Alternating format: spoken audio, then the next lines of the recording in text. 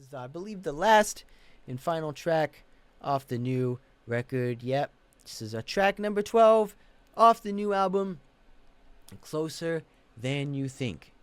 Now, they usually like to end their albums on a high note. They usually like to end them, in a subtle way, like a more like, classic, pop punky way, more upbeat sort of thing. That's what I tend to notice on all their albums. But who knows? This one might just be a completely twist, But compared to the last one, I feel like they wouldn't have two, hardcore hitting ones at the end. They might have to, balance it out a little bit. But so I'm guessing it's gonna be more on the pop punky side of things. I'm gonna guess it's gonna be more upbeat sort of thing, just from my experience. But who knows? I'm just gonna have to wait and see. But this is the last one off the new A Day to Remember record, Closer Than You Think.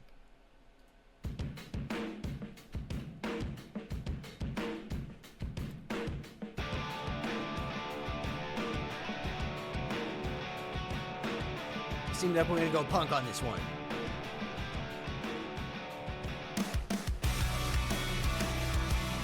Yep.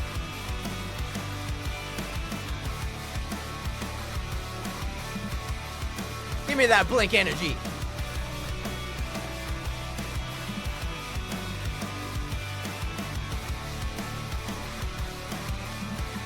Especially with those leads.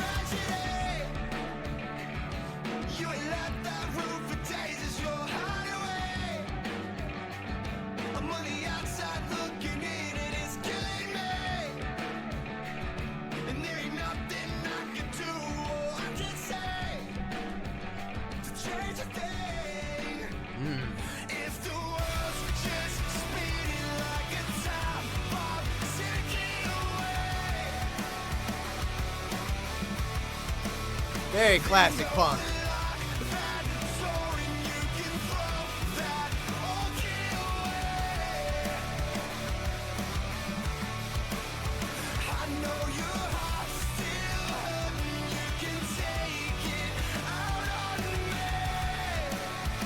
You can definitely see the crowd singing to this one.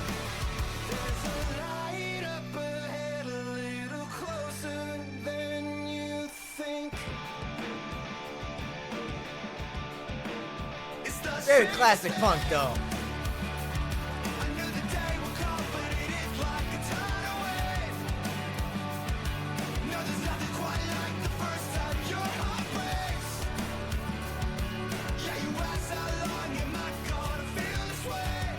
Let's go, boys. End it on a vibe.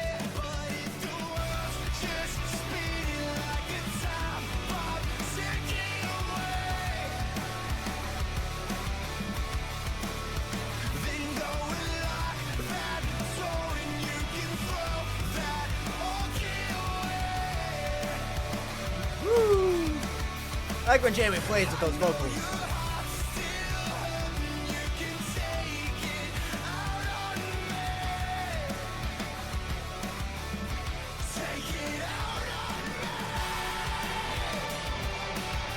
Ooh, banging the solos at the end.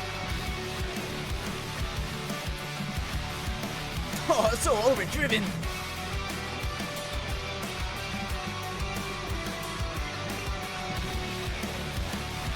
Is that a beehive? I can't tell.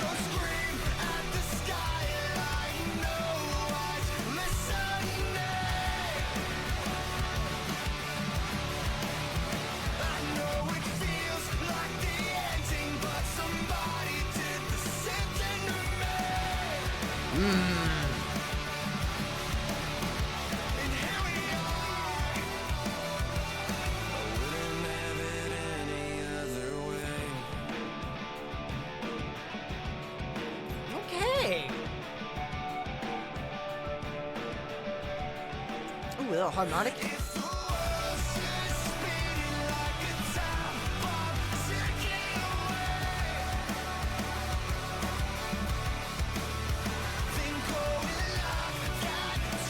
That's very chanty, man. I can definitely see people singing it.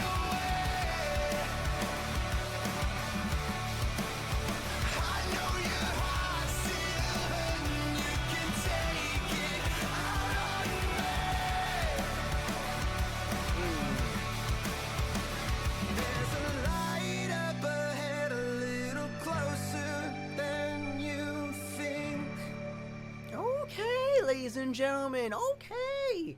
Like I said, ending it on a high note with all their albums and all their tracks, man. What a slapper. What a slapper. Like I said, definitely pop punk influence, definitely poppy, definitely, you know, say what you want, Blink 182 influence, a lot of like, similar to like what MGK used to do with the pop punk kind of things. I don't know if he still does that now, but I kind of like that though. I kind of like that he did that. Some of those songs I did hear clips and stuff like that, they were actually pretty catchy, not gonna lie. But I might have to check those ones out too as well. But either way, like I said, man, this album has just been a roller coaster of emotions and just a roller coaster of, as a fan, because you have everything. You have everything from pop punk to normal punk to a metal to old school metalcore to even some little doomy bits here and there. But they have it all, man. They have it all. They probably have like, they probably wanted to, satisfy everybody, as everyone is a fan who likes their newer kind of stuff, who likes the older kind of stuff. It's a hard thing to do when you're a band and want to change out your sound, your style, and you want to, evolve as a band. But it's kind of hard to do that when you want some fans who want to stay in the old ways, or some newer fans that like your newer stuff. It is what it is. It's similar to kind of like what Asking Alexandria is doing now when they're doing their more, pop, alternative, whatever, hard rock, what do you want to call it. That stuff is just I'm not gonna lie, that stuff is not for me. I definitely prefer their older stuff when it comes to that kind of band. But it is what it is. Bands change. Bands can't do what they used to do from back in the day. It's harder to do stuff, I guess, when you get older. And your voice can't, handle that kind of thing anymore. But I like to see that these guys are still doing it, man. They're catering to all their audience. I feel like they're doing, a little bit of everything. And when it hits hard, it hits hard. And when it chills, man. Sometimes you need those like classic pop punky riffs. I like the pop punk stuff too as well. Don't get me wrong. Like I said, some of these tracks on here are very catchy, and I can see myself, listening to them from time to time. But either way, when it comes to this one though, very catchy, very anthem inspired. I can definitely see the crowd singing along to this one, especially when the chorus hits, and stuff like that.